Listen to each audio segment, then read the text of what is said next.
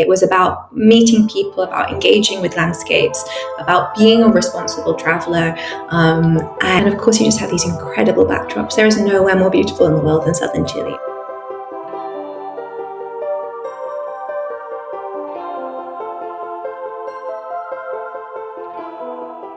I'm Amelia Duggan. I'm a freelance travel journalist. I have been for well over a decade now.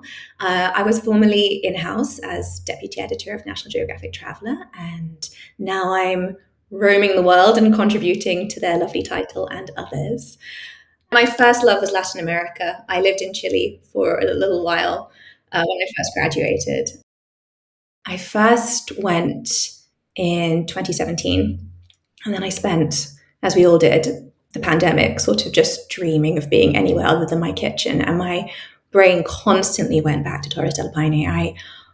I to this day don't think I've seen anything as beautiful or been anywhere as just unique and breathtaking. So it was real unfinished business in terms of going back there and exploring from some different angles as a second timer. And Chiloé, the island of, really was just on my bucket list forever. Even when I was living in Chile, I never made it down there. It's real edge of the world stuff, and I love places that sort of feel like they're basically about to fall off the map. People are so interesting and engaged with the elements, and have just the best stories. Working with Pura has been amazing. I believe Chile is where it all began. This is where the founders met and decided to launch the company. So that sense of the expertise just really shone through.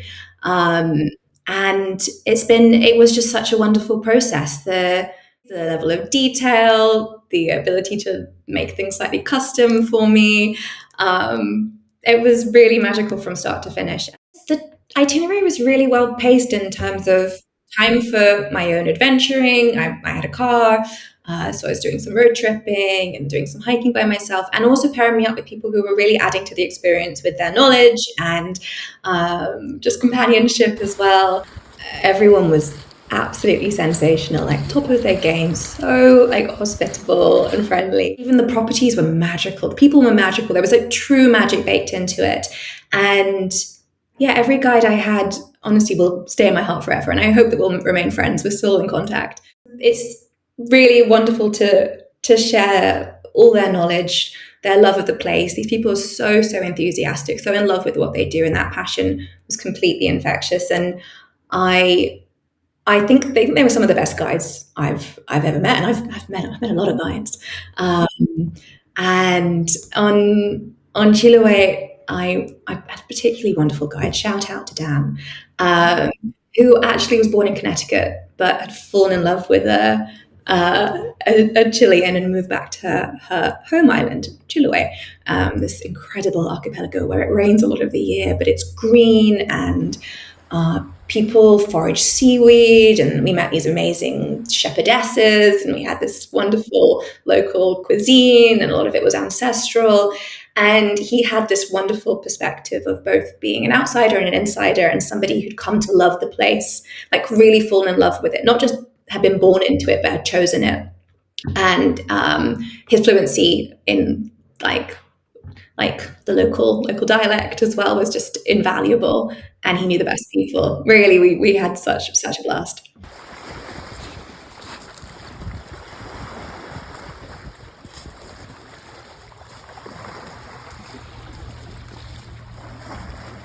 Cerro Guido was an absolute highlight.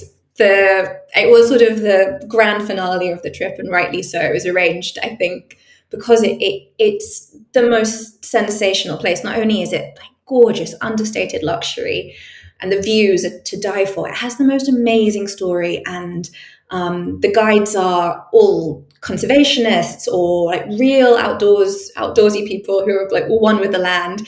And yeah, you go and you sort of drive around in a jeep, you sort of learn how to do mate in the local way, you meet the gauchos, they keep on staff, and you can be having breakfast and then just seeing these sort of gauchos ride past, like herding up the horses. And the fact that only since 2019 have they started this puma conservation program. And before then, pumas were hunted widely. They still are. It's illegal in Chile, but to protect the sheep, it was often happening. And now they're sort of spearheading this incredible conservation program where they've found ways for everybody to live in harmony, and to protect these amazing big cats. And the experts, they'll take you on safari, and it's not promised, but they normally find you a puma, and it's incredible to see them in the wild, sort of slinking through the undergrowth, and you often come across the sort of skeletal remains of guanacos and animals that weren't quite so lucky, but everyone's so passionate about the new conservation program, and that's really infectious. And they had incredible food. They're really famous for sort of their lamb barbecues, it being a working sheep ranch after all, and every detail was just so magical. And you kind of get assigned your own guide, and you get to pick your own adventures every day. It was really wonderful to be staying within reach of Torres del Paine, but actually just outside, with its own story, with its own, like, bordering Argentina. These borderlands have such interesting stories of their own, and it really was adding to my understanding of the region in such new and exciting ways. There were definitely things I wouldn't have found without Pura Aventura. It's the itinerary contained so many hidden gems. One of my favorite was when I was down in the area of Torres del Paine, and it wasn't in the national park, but it was near the national park. It was sort of this private estate that I think it had been farming, and now they were sort of opening up to hiking and tourism. And your guide took me, and we saw like cave paintings, and we hiked through landscape that's very similar to Torres del Paine, but there was nobody there. And it was like a very intimate experience. And one of the best things was we went and saw condors. So you'll probably see some condors in the distance when you're in Torres del Paine, but it's not like there's so much going on there. It's probably not going to be your focus. But on this particular hike, we went up the hill. I think it was called Cerro Benitez, or we looked at Cerro Benitez, and you could see where the condors were nesting. You could see them coming up on the thermals.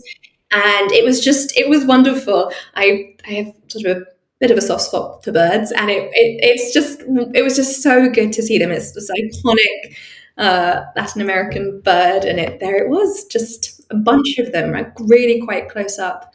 And I would never have known about that. That was a real insider tip.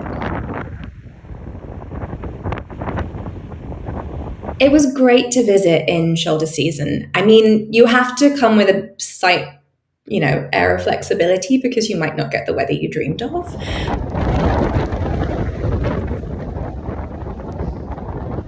But the benefits, I think, outweigh those risks, because you do get the place to yourself. A lot of people who perhaps have seen like the famous Instagram shots of Torres del Paine, they want the blue skies, and they want an easy trekking experience, and they will come in February. And the people I talked to on the ground were like, "Oh, it's busy then." And there are slight concerns around the infrastructure of the park and the ecology getting affected by the quantity of tourists. There are definitely ways to do it responsibly in high season, and Pura would be able to advise on that. But one of the charming things about going, I went very end of September, early October, which is really when the hotels sort of start welcoming guests again. It was really magical to be there for the start of spring. And because it's the work there is very seasonal, a lot of the guides haven't been working for a little while, so they're really excited to see you get back on the trails. And there's just tons of energy and enthusiasm as the season starts. I got plenty lucky with the weather. I had some really, really glorious days. And actually, to see the contrast when it does get stormy, when the wind is really strong, I mean, that is Patagonia. It is 4 seasons in a day. And yeah, to respond to that, to maybe change your plans or be a bit flexible, I think that's part of the charm.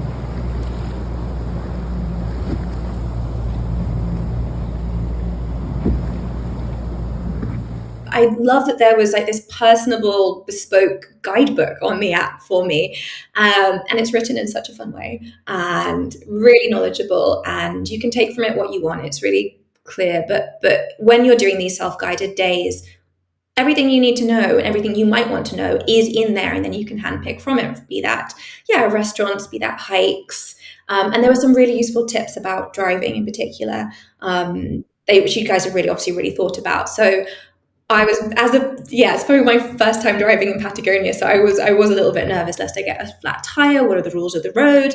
And it was just very reassuring for for that guide firsthand, like good knowledge to be shared with me in terms of what I might need to look out for and what I might need to be worried about. But on the whole, it all went really seamlessly. I think it normally does. And it does not go well again. I don't know much about French Revolution, but I know. One of the big problems with driving in Chile is that it's so beautiful in Patagonia that it doesn't almost feel real, and you can get very distracted. And luckily the roads were quite empty when I was there, but I just sort of had my mouth open, sort of staring up at these peaks and these glaciers, and be like, oh no, eyes on the road, driving on the right. But you have to be quite responsible as a driver. And I one of the rangers I talked to when I got to Torres del Paine, I said, do you have any tips? And she was like, this isn't a racetrack. A lot of people come here and they feel like it's a video game. Like this is our home and this is a wilderness we're trying to protect. Go slow. And that was really, really good advice. And there are other rules and ways to be responsible. You should only ever stop at a viewpoint, like a stop. And obviously if there's wildlife, which there often is, you have to pull over and let them do things at their own pace. So yeah, I felt like I got a good amount of advice on the driving, but definitely an adventure.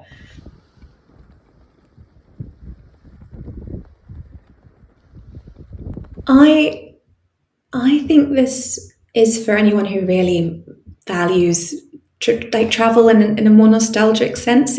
So much of travel these days can feel really tick box. You see a lot of people sort of just getting that shot for Instagram, and behind the camera there are tons of cues. It's not quite what it seems, and this really felt experiential in the best way. It was about meeting people, about engaging with landscapes, about being a responsible traveler, and I learned so much from the experience, and I that's what I love about travel: going places and meeting people and learning about life and different ways of life at completely different quadrants of the map, and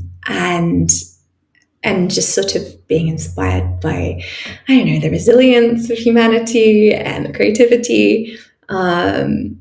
And of course, you just have these incredible backdrops. There is nowhere more beautiful in the world than southern Chile. And I think I've been to more than 60 countries at this point, and it is the place I will continue to go back to as often as I'm ever allowed. It is just magical. And I know it's getting more and more popular, but there are ways to experience it slightly off the beaten track and off season, and Pura are really good at that, getting you like into people's kitchens, or finding the best like boutique hotels, or taking you on the trek that people didn't know about. And that can make it feel really special and individual. You're not just one of a crowd. You're you, and this is your experience, and you're engaging with the place and the people really meaningfully.